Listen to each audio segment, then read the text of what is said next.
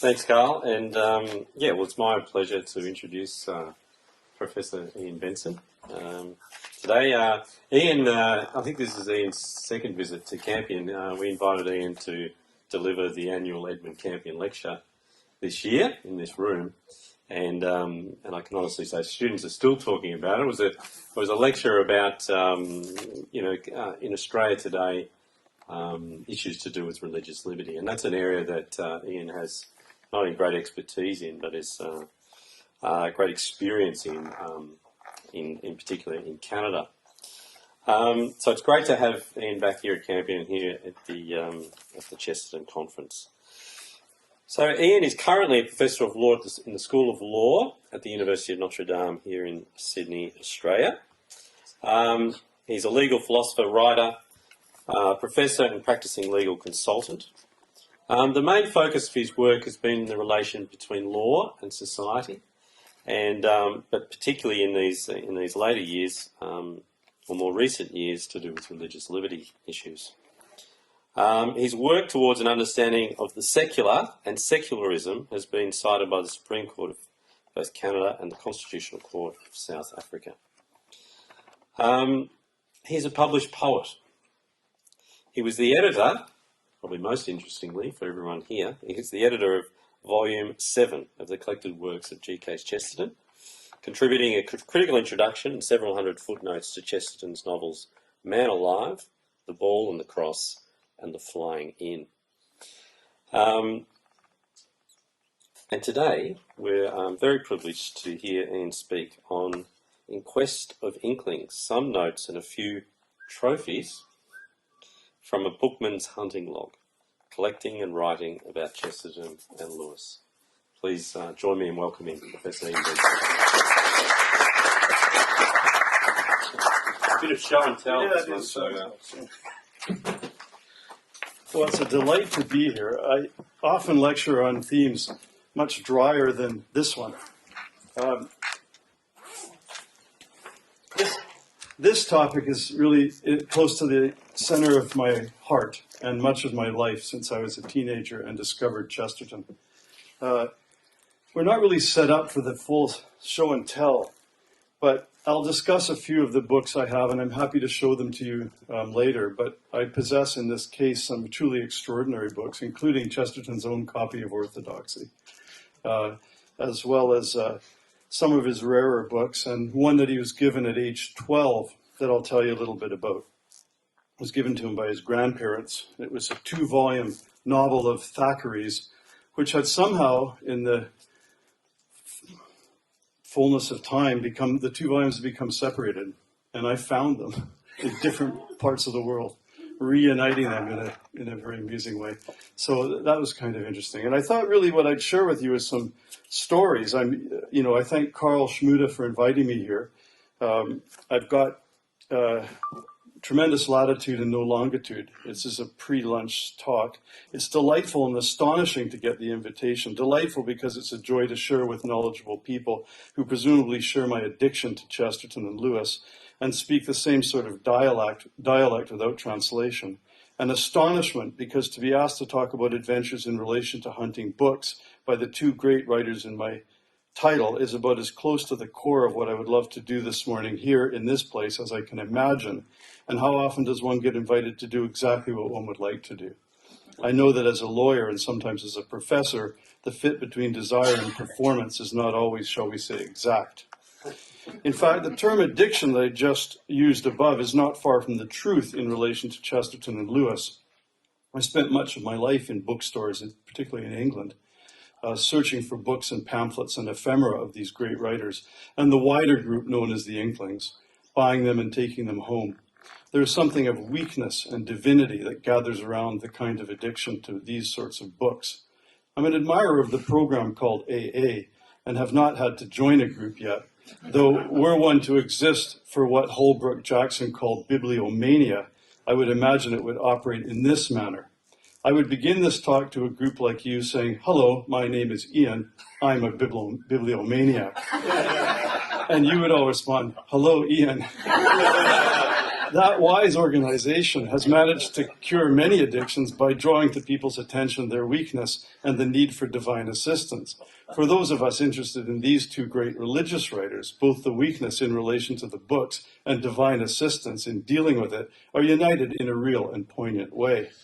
According to AA, we should begin like this. We admit we are powerless over books, that our lives might even have become unmanageable. We become to believe that a power greater than ourselves can restore us to sanity.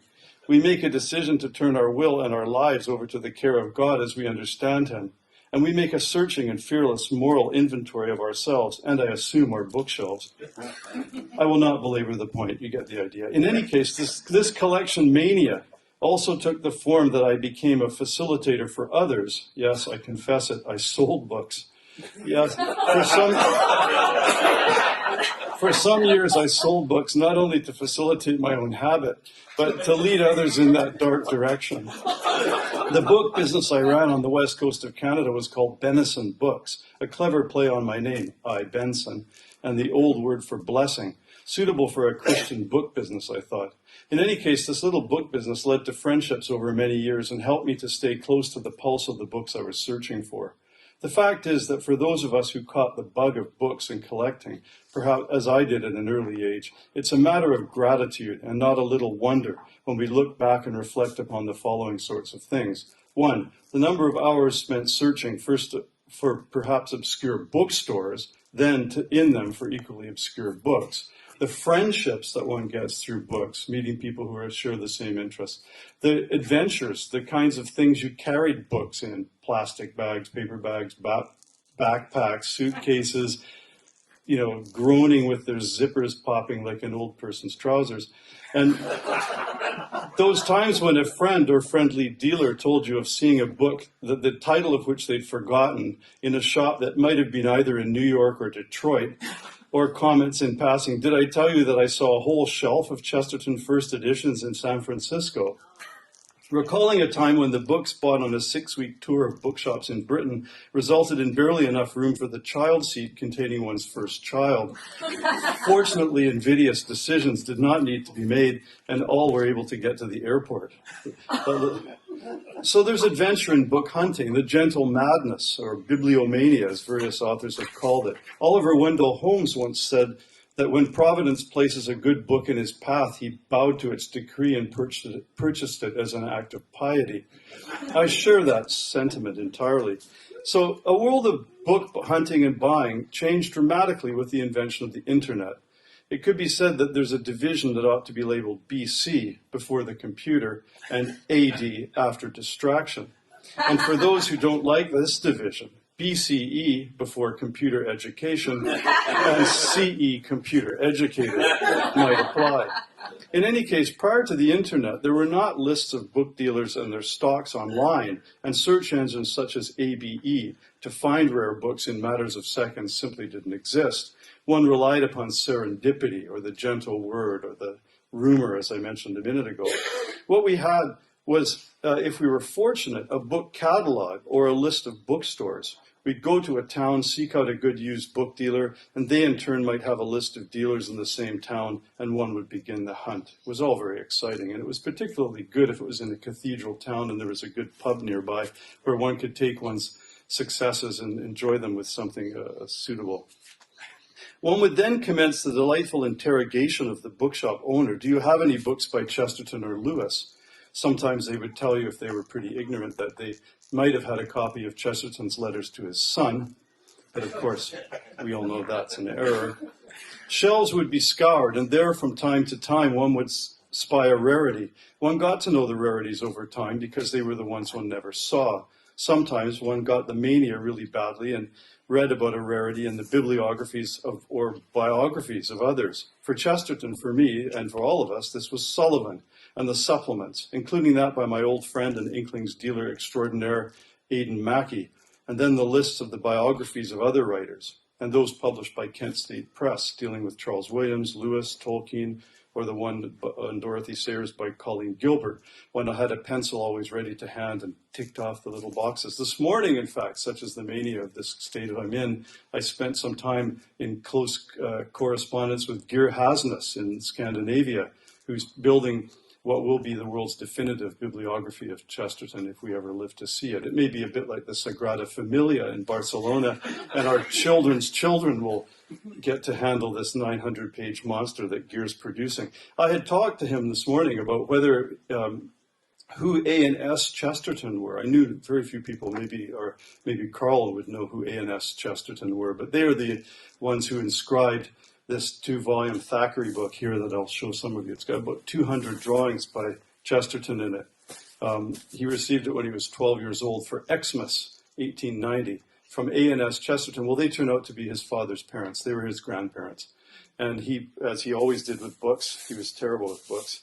He would, sleep on them, stand on them, draw on them, spill food on them, so that many of them didn't survive into a healthy middle age or even ancient age like these ones. But this is what he got these when he was 12. They're absolutely stuffed with doodles, and I'll handle them for you if you want to come up and look at them at the break later on. This is his book Utopia of Usurers, one of the hardest books to find. And in line with the fine paper just mentioned on with respect to the journalism of Chesterton, this is one of his bitterest books. He was close to the point in life where he had a nervous breakdown, and this was the last thing he wrote before he went into that depression. And it's quite bitter. It does not read like the Chesterton we know that kept the light edge. There's an antipathy in this to capitalism that loses its balance. So there it is, Utopia of Usurers. Appetite of Tyranny, Outline of Sanity. These are all first editions signed by Chesterton. And interesting from that point of view, I suppose. I've got a book of his on Dickens. I've happened, according to Gear, to have the rarest thing in existence. I thought it was the Lord Kitchener book from 1917 that has a fascinating bibliography. Do you know about this book, Lord Kitchener, any of you? Very, very rare.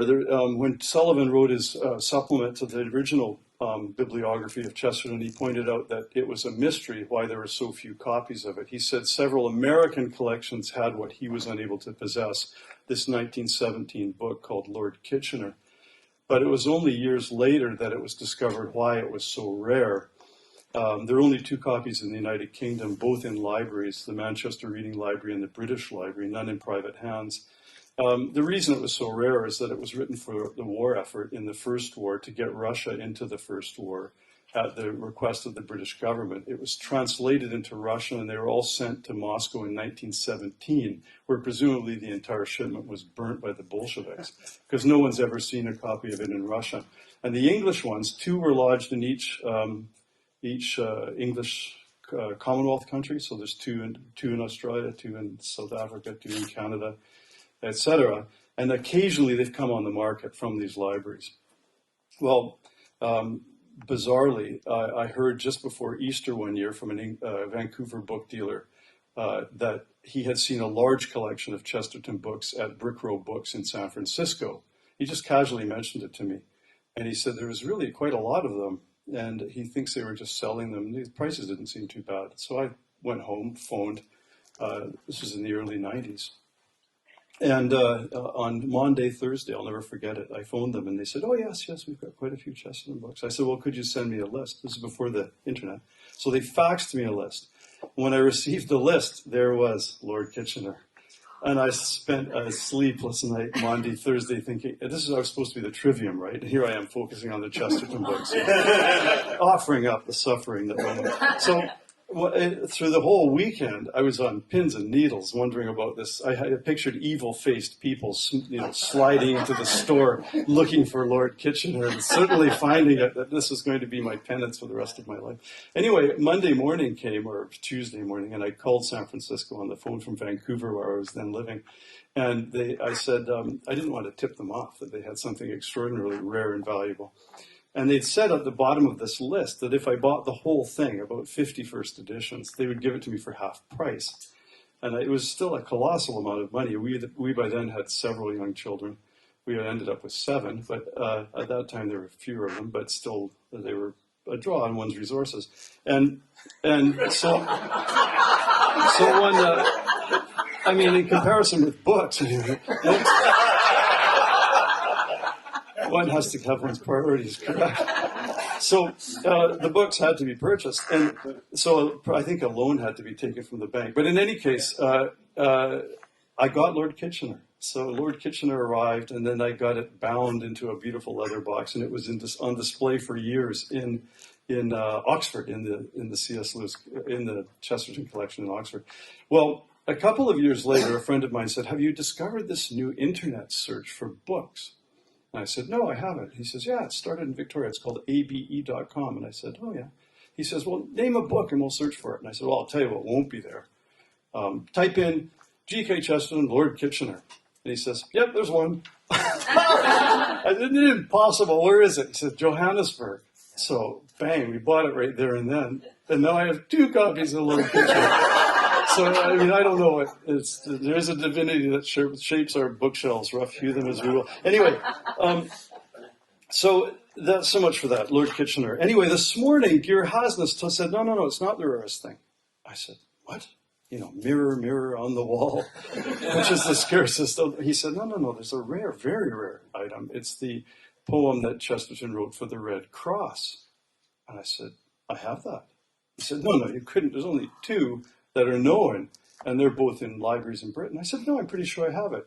So I wasn't sure till I got here, because I brought this thing, thanks, binder of drawings by Chesterton. I'll show you those too. But I thought, oh heavens, I think it's in here. So I went through with Carl a minute ago, and sure enough, here it is. So, I mean, I didn't have a clue what it was when I bought it, just that it was interesting. But it turns out that this thing is actually extraordinarily rare. There it is. So apparently this is the 3rd, and it'll go in Gear's bibliography as the 3rd. Also in here, and these are things that I got sometimes as gestures of friendship, love, and I don't think adoration, but certainly from book dealers over the years, who are often very kind to me. I always try to let them be photocopied and used for various things. And one I gave to the Chesterton Review, the aforementioned, you will write for it, by the way. I have a feeling you will write for the Chesterton Review. Yeah. You will. I wrote for it. And if they publish me, you'll write for it. So anyway, somewhere in here is a piece. When Chesterton wrote his articles for the Weekly, GK's Weekly, he would often write, because he really was an artist. I've got lots of drawings here. You can look at them at the break. But he would write the piece and then do an artistic heading in his own unique sort of hand. And he did one to commemorate the death of the mayor of Bath, one Cedric Chivers. And Cedric Chivers was an early distributist, and he advocated all kinds of reforms of the economy and how things might be in a city. He had great ideas of how a city could be more humane. And he wrote a piece on Cedric Chivers, and I was offered it by an English dealer, and I bought it. Well, a few years after possessing it, reading it, and being really impressed by this piece on Cedric Chivers, I was on Vancouver Island at a friend's house and going through her bookshelves, and there was a book by George Eliot, Silas Marner, and I opened it as one does, just casually looked at it, and there, lo and behold, in big letters was the name Cedric Chivers, Bath, and his library number. And I thought, my goodness me, what a small world this is. And it is like that. There are things around us all the time, absolutely astonishing in relation to books. Now, I have a paper here that I'm not getting to, as you've all noticed. But I'm going to leave a copy with Carl. It goes into more details. But in that paper, in addition to this, I wanted to talk about The Abolition of Man by C.S. Lewis, because that's the book that his literary executor, Walter Hooper, thought was his most important. And it's the one I begin all my law courses with. I start all my law lectures, no matter what the course, with 2 readings, Sophocles' Antigone and The Abolition of Man by C.S. Lewis. Sophocles' Antigone, to point out the perpetual nature of the tension between divine and immanent law. And that's the great tension in that Greek tragedy from the 5th century BC. And then Lewis's Abolition of Man, which deals with the idea of a moral tradition and attacks cultural relativism, which is one of the real problems of dealing with contemporary young people. They think everything's relative. So you start with The Abolition of Man, which is a very strong argument for what he calls the natural law. And illustrations of the Tao, or the way, constitute an appendix to that book. Well, it turns out years later that I actually purchased Tolkien's copy of The Abolition of Man, signed by Lewis. So I haven't brought it to Australia yet, but if I stay here long enough, and I intend to stay here, I love it. And if anyone's got a home, by the way, I need a place to live in Fairview. On Chesterton's bookplate, which you'll see on several of these books that he owned, his father, who designed the bookplate, had quoted a poet called Monkhouse, and this little verse appears in the bookplate that Chesterton had and his wife had in all their books, and it reads like this: "But whether it be worth or looks, we gently love or strongly, such virtue doth reside in books, we scarce can love them wrongly. To sages an eternal school, a hobby harmless to the fool." I quite like that. So, how much time do I have left? 5 minutes. Oh, okay, 5 minutes. So there's so much for books. It's a mystery and an adventure, and we win some, we lose some escape, like you're hunting for animals and you see a glimpse and it's gone. I chased a copy of Charles Williams' book The Poetic Imagination, across England, having heard that one dealer had sold it to another dealer, and the dealer he'd sold it to was Christopher Robin, Milne, the Christopher Robin, who ran a bookstore called Milne and Hooper. And I went there, and only to discover that the book was in fact there, but I, in my youthful wisdom, looked at the signature, and it didn't look to me like it was Charles Williams' signature. And it turned out it was. So I didn't get it. You always have books you regret not buying.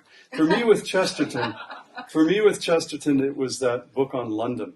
When I saw a copy in Toronto, it was too much money. I couldn't afford it, and I've never seen another one. So anyway, there we are. Now, writing on Lewis and Chesterton, I was offered volume 7, as Carl said, of the collected works by George Marlin, the very colorful American banker and man of letters, who wrote some very good books on Chesterton. He and two friends wrote a book called The Quotable Chesterton, and then the More Quotable Chesterton, published by Ignatius. Very lovely books with an thematic index to Chesterton's writings, so very helpful. Marlin went on to become the director of the Port Authority of New York and New Jersey, which ran the World Trade Center. And I visited him in his office atop the World Trade Center some years before the tragedy there. But he got fired some time before the tragedy, so it wasn't in his office on the day that the buildings came down. But Marlin wanted me to have a chance at the collected works and suggested that I might consider the 3 novels volume, because apparently, according to his information, The Ball and the Cross was a very philosophical novel, and he thought I might do a job of it. Anyway, with children, with busy life, building a house and all of that, one year became the next year, And in about 2002, I was given an ultimatum by Ignatius that said, look, your volume is now conspicuous by its absence. There are the volumes on either side exist, but yours doesn't. So I went to Lourdes. I got permission from the think tank I was then directing, from its board of directors, to go and spend some time in Lourdes. We rented a house there, and I did all the work on that volume right by the castle in Lourdes, and it was published. When I met Pierre Trudeau at one evening in Vancouver at a legal function, he told me that Man Alive was his favorite book. That was one of the 3 novels in that. Man Alive is an extraordinary novel, and I think that passage that I referred to earlier of the encounter between Innocent Smith, the Cambridge undergraduate, and the Schopenhauerian philosopher Emerson Eames, is one of the classic comic writings in the language. I think it's absolutely brilliant. And remember, Chesterton had that great insight that the opposite of funny isn't, the opposite of serious isn't funny. It's not serious. So for Chesterton, humor could contain tremendous serious insight, and indeed, those of us who love Chesterton know that to be the case. A couple of essays I'd refer to that you probably know them, but if you don't, I'd urge you to read them. One's called On Running After One's Hat, in which he has that great line that all adventures are inconveniences wrongly considered, and inconveniences are adventures rightly considered. And then another one, Little Birds Who Will Not Sing, where he asks the question, why are there songs for every part of a boat, but no songs for the parts of a bank? And it's a reflection on capitalism and what he calls the human soul in a cage. and he has a go at writing a bank song, come on boys and lift the ledger, 2 and 2 make 4, So there we are. I think it's a great joy to be able to share some of this with you. I want to close with 2 quick quotations, one from C.S. Lewis on the presence and influence of books in his childhood. This is from Surprised by Joy, which was mentioned earlier. He says, I am a product of long corridors, empty sunlit rooms, upstairs indoor silences, attics explored in solitude, distant noises of gurgling cisterns and pipes, and the noise of wind under the tiles, also of endless books. My father bought all the books he read and never got rid of any of them. There were books in the study, books in the drawing room, books in the cloakroom, books too deep in the great bookcase on the landing, books in a bedroom, books piled as high as my shoulder in the cistern attic, books of all kinds reflecting every transient stage of my parents' interests, books readable and unreadable, books suitable for a child, and books most emphatically not. Nothing was forbidden to me. In the seeming endless rainy afternoons, I took volume after volume from the shelves. I had always the same certainty of finding a book that was new to me, as a man who walks into a field has of finding a new blade of grass. And then Chesterton gives us a warning about books. This is what he says in one of his Illustrated London News articles. He wrote a weekly column for the Illustrated London News for 30 years. Here's what he wrote. It seems to me a very dangerous precedent in the reprinting of famous books that the publisher should cut out what he chooses and never tell us that he's cut out anything. It seems intolerable that the reader should not only remain in ignorance of what he's losing, but remain in ignorance of having lost anything at all. There are people who read old books and people who refuse to read old books. There are also people who have not read old books but say they have. But it will be worse if we add another class of people who have not read old books but think they have. Thank you for your attention, and may you have much good fortune on the hunt for books and the joy it brings. Remember that the books we have in heaven are, said Lewis, the ones we lend in life. That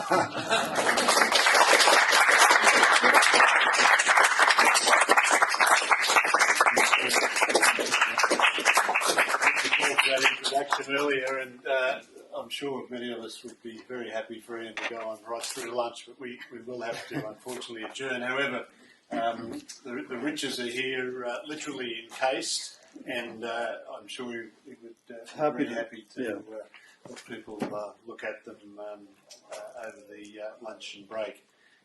Sophie York passed me a note that suggested that apart from finding a home here, which would no doubt be accompanied, if Ian came into it, with all the books that he has, that we should take a hat around for a fire sprinkler system at the house to ensure no tragedies would occur. Actually, my French farmhouse is empty at the moment, and if I could swap a house in Sydney for a year with my French country house, which is 15 kilometers from Lourdes, for somebody writing a book or doing a sabbatical, I would be very happy, starting in February. Can I just mention, I've just watched, Pal and I celebrated on the 17th of October, 46 years marriage. I have just lost him. I know where he's going to live. He's going to be with Ian. Yes, I must say, this is some reminiscence. I had the full thrust of reality right between my eyes. Thank you, Ian, very much. I think maybe we'll do it privately afterwards. Especially written for, I presume, a magazine called Our Day, October 21st, 1915, a poem by G.K. Chesterton in aid of the British Red Cross and St. John of Jerusalem's Fund for our sick and wounded sailors and soldiers at the front. Wow. This is the one Geir Hasnes didn't know there was more than 2 copies of. So, under the farm of all the winds, where the long lash of liberty whirls through the skies of war and finds men in great travail being free, speeds them as never slaves were sped, drives them as never beasts were driven, to the white seas that wash the dead, high hatred pure enough for heaven. The tyrants drudge to enwall a slum, heap hell up slowly as with a hod, carve their crimes deep into the dumb, red granite of the wrath of God. And we beneath unriven sky Shame if we cannot save and stay as stubbornly as these can die, as patiently as those can slay. If, when the Red Cross warrior stands, now reeling as his dragon reeled, there be not found unwounded hands to bear him on the Red Cross shield. Beautiful. Never opened it before, so Very special. that is something. That's a powerful poem. Put your son to it. Texas to say we're a bit loud.